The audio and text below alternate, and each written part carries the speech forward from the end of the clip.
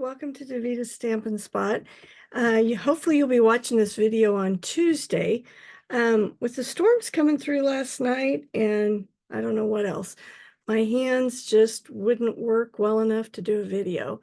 So I'm going to make a recording here today and hope you get to watch it, which means my hands made it through the demonstration. So I hope you're having a great week.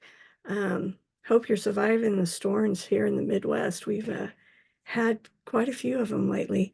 Very thankful our house is still standing and I'm able to share a craft with you today. I'm going to go ahead and switch the camera around so you can see my workspace.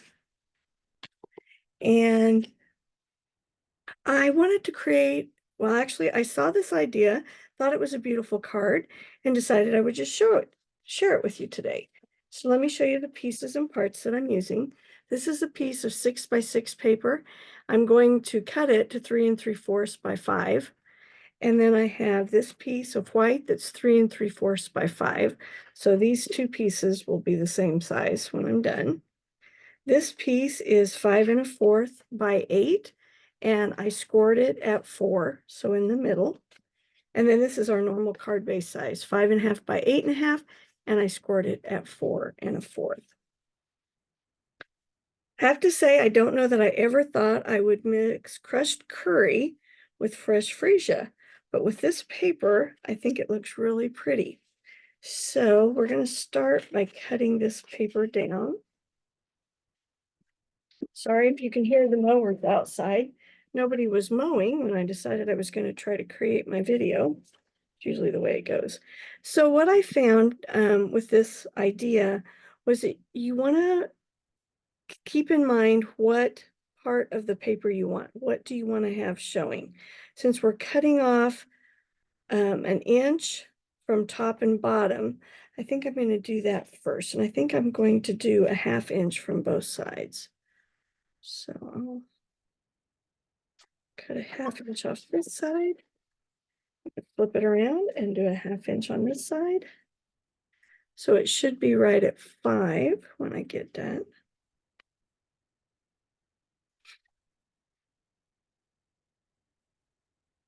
This is the Meandering Meadows paper. This is one of the papers that's online and you can order it. It's what we're calling our online exclusives.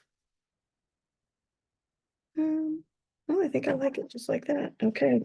The other cards I made, I'm not going to show you because they are getting sent to some people and I don't want to ruin their surprise, so I'm not going to show it to you. Maybe after I get theirs in the mail, I'll make another one so that you can see what theirs look like. All right, so this piece, I know it looks weird. You're going, no, Davita, don't do that. It's on the wrong side. No, it isn't. That is actually the side I want to put it on. So my score is here. This is the 4 by 5 1/4. I'm sorry, 8 by 5 1/4 and scored at 4. I'm going to put this paper on here. Isn't that pretty with that fresh freesia drawing out that purple? I really had a hard time designing the cards that I'm sending out, picking the papers because the colors are just so gorgeous. All right, now on this one, this is my card front and my card base. So it would be like this, right? So I want this side here. I'm going to cut out a square and I'm using the stylish shaped dies, which are the squares, circles, and then they have these labels. And I'm using the largest square. And I'm going to grab one of these little Post-it notes that I just used. I have some awesome tape that one of my team members gave me, but I can't find it. Yeah, I know. Story of our lives as crafters, isn't it? All right, I'm going to move this out of the way and bring the cut and emboss machine over. And I'm going to run it through. I have found that my die is a little, oh, I was going to show you that. All right, so if you have a die that is just a little on the stubborn side, isn't cutting quite well, here's a trick. I'm going to guess a lot of you already know this, but just in case you don't, take some wax paper or cutting paper. I call it wax paper. Yeah, I think there's some other names for it, but wax paper. And place it between your die and your paper. And what it does is it makes the die a little slick and it helps it cut. I don't understand all the science behind it. I just know that it works. And this die I've used a lot. So I'm going to take it, I'm going to go around and I'm going to run it through again. Don't do this. Don't go this way and then back this way and then this way and then this way for several reasons. It will warp your cutting plates, your clear plates. It will warp your dies, and it's just not a good thing. So make sure you pick it up, flip it around. I was talking with a friend the other day, and she has a cut and emboss machine. And I'll tell you what I've done. I've chosen a clear plate that I can see it's been used a few times the wrong way, but this is normally my top plate. I've used it a lot, and you can see how it's still very flat. So this is always my top one. Then my bottom plate, and of course you have your 1 and your 2 here. I take it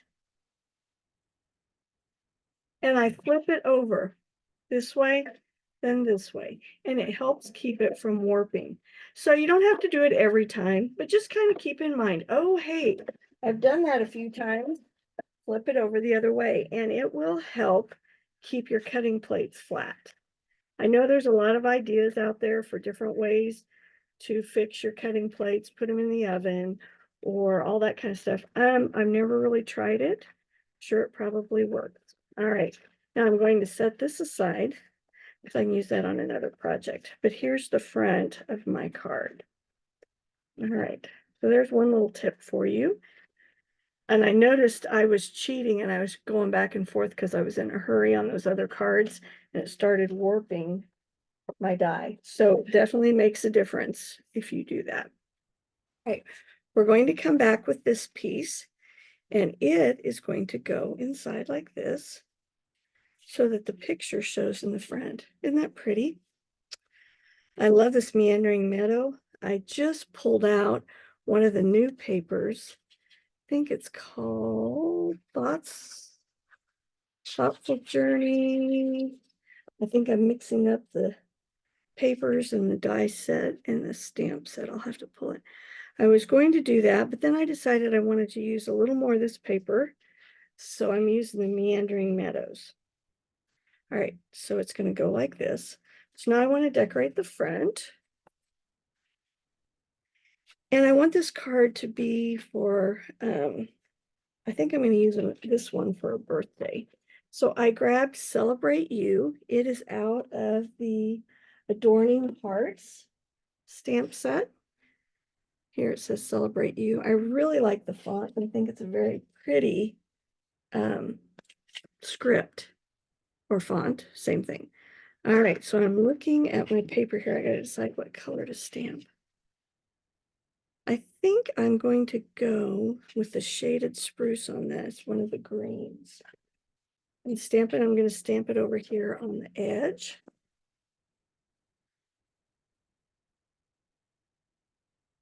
And you know, I have trouble getting things lined up straight, so I'm just going to purposely put that at an angle so I don't have to worry about it. All right, so there's that. Now I want to grab a piece of scrap paper and I'm going to stamp my trees. Now, I don't want my trees to be all green, so I've grabbed a green marker and I grabbed the wrong color here. I think we'll go with this one this time. So this is a shaded spruce like the ink that I just put on that card. And I'm going to color the trees. I always use the edge of my marker. You don't want to ruin the tip. So just on the side. Do not use your blends. Blends will not work with coloring on your stamps. You need to use markers. So now I'm going to use some early espresso for my tree trunk. Then I'm going to huff on it. And when you do that, it makes your ink all wet again. All right, so there we go. Now let's see how that looks with my colors here. Yeah, see how it's pulling in that color right there. Okay, now I'm going to grab my little die cut machine. It's easier to show you when I'm on screen. And we're going to cut that out.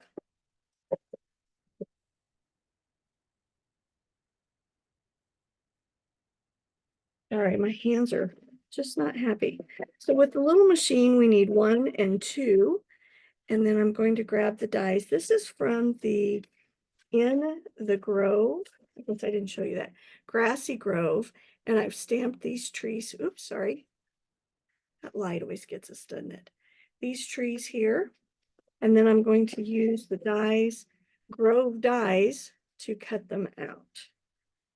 And when you're using the dies like this, they have designed it. I don't know if this was the whole purpose, but it definitely helps. There are dots. Oops, you can't see it. Let me tape it down and then I'll bring it up closer to the camera so you can see it.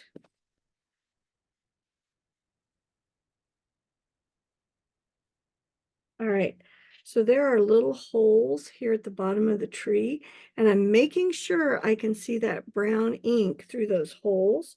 So I'm sure my die is in the right place. And I, of course, check the top of the trees as well to make sure. So hopefully I got it in the right spot. Same thing as the big machine. I have one die. Look at that one sheet. Look how beat up that is. And that's actually one of the newer ones. I have another one that's even worse than that. I take this little die cut machine to school with me if I need to cut stuff out. Look at that. Doesn't that look great? Because it's so much easier to transport than the big machine. And I'll be honest, when they first came out with the little one, I thought, oh, I don't need that. Boy, was I wrong. I use it a lot. All right, get those pieces out of the way. Okay, so I've got this and I've decorated my front, and I want these trees to just kind of go down here on the front like that. So I'm going to take glue dots. I had to think about this a little bit with the first one. I'm using my take a pick and I'm rolling the glue dots up. My goodness, now there's a motorcycle going by. You're just hearing all kinds of sounds. Boy, it's just like you're here for a class, right? And life goes on. They don't know I'm busy working inside. And I'm going to roll up those glue dots because I want them nice and thin on the trunk of my tree. Some of you be saying, why is she recording this on a Tuesday afternoon? She should be at school. Yes, I should. We're taking Kent for his doctor's visit today to get the 30-day checkup for how his eyes are doing. So I took today off so that I could go with him. Okay, so there's your friend celebrating you. I've got the trees. We open it up with the beautiful flowers. We got some trees there. So now I just need to do the inside. I thought it would be a neat idea to carry the trees through. So I'm going to stamp. I'm going to stamp trees again. I'm going to use my markers to bring the color on the ink and on the stamp. And then again, use the early espresso for my tree trunk. And stamp my trees like that. And I chose this, the other papers really highlighted the trees. And now that I'm doing this, I realize the flowers are a little more highlighted on this particular piece of designer series paper. This paper is still available. Like I said, it's a part of the online exclusive.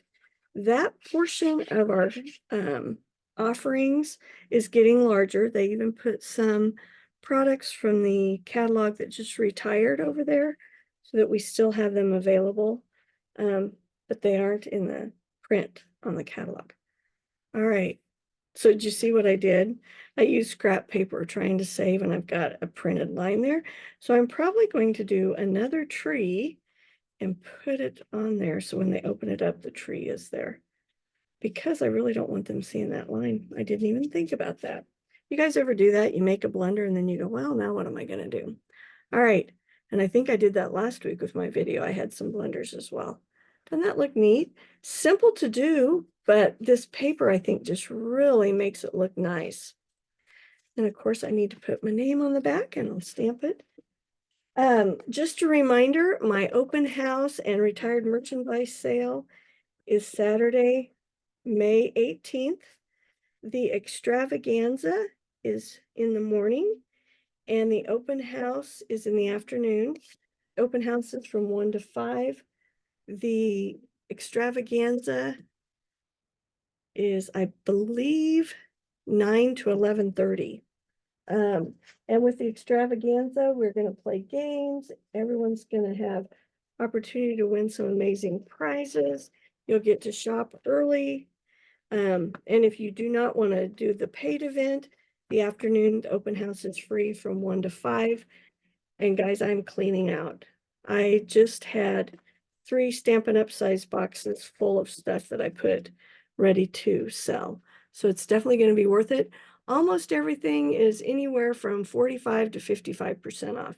So bring your cash and your checks, and you're going to get some amazing deals. All right, so there's my card. I hope you like it. I'll show you the envelope I created. I went with the tree theme again.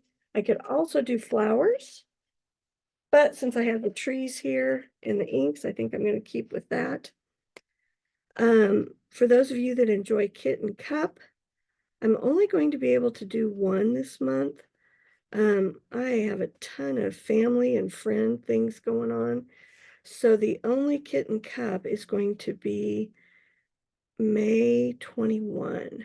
It's a Tuesday, just like we always use. I'll be at 10 and 2 coffee. I will try to get that flyer out tomorrow so you have it on your schedule, but you can put it on now from this. Again, I'm going to huff on it, make sure my envelope's the right way, and stamp. And there we go. Isn't that pretty? So Kitten Cup is the 21st. My open house and extravaganza is the 18th. Those guys are the only 2 events I'm able to hold this month. It's been a long time since I haven't been able to hold my normal schedule of events, but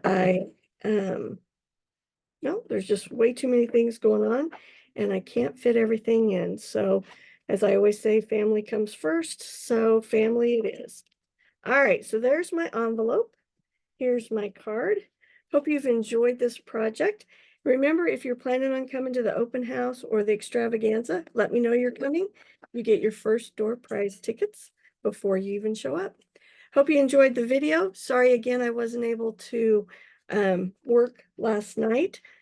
If you want to send me your order, I can have it here at the open house for you so you can pick it up when you come on the 18th or on the 21st if you come to Kit and Cup. Thanks and have a great day.